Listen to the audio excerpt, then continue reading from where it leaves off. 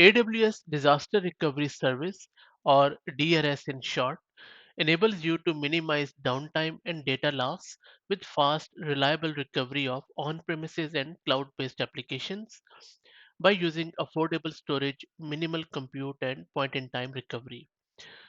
This disaster recovery service is mainly used to perform DR exercises, and up till now, the functionality which this DRS was offering was whenever you wanted to recover an instance or an application, then you would need to spin up a new instance in another account or in another region. Now, AWS has announced a very cool feature with this DRS is to recover into an existing instance. And there are a lot of advantages to it. So if you look at this press release from AWS, it is saying that now this feature is generally available of recover into existing instance, whether into an original or predefined existing instance. So not only you could restore your instance to the original instance where the backup is from, or you could recover it into any existing predefined instance. Now, AWS DRS minimizes downtime. We all know that.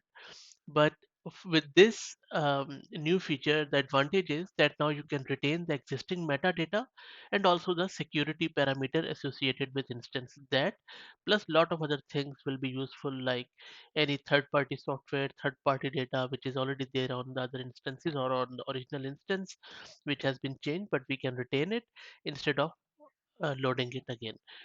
Now, if you don't know how to do this DRS, then you can go to this AWS documentation and it's very simple actually.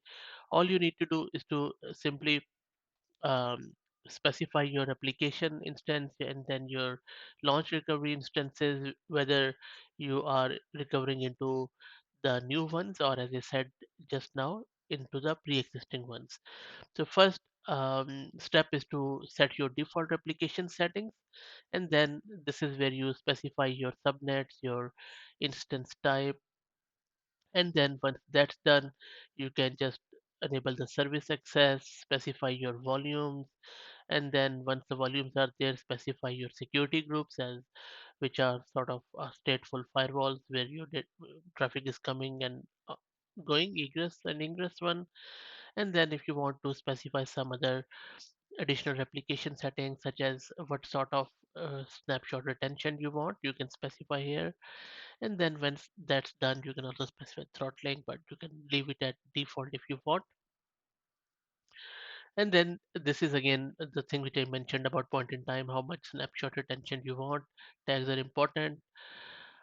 Once that's done, you can simply proceed with your own license, and then this is the launch template which this documentation is using, which is Bitold, but you can specify your pre-existing one, and then all you need to do is to just after adding source server, just start.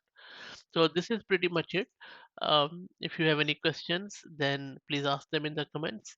And if you like the content, please consider subscribing to the channel. Thank you very much.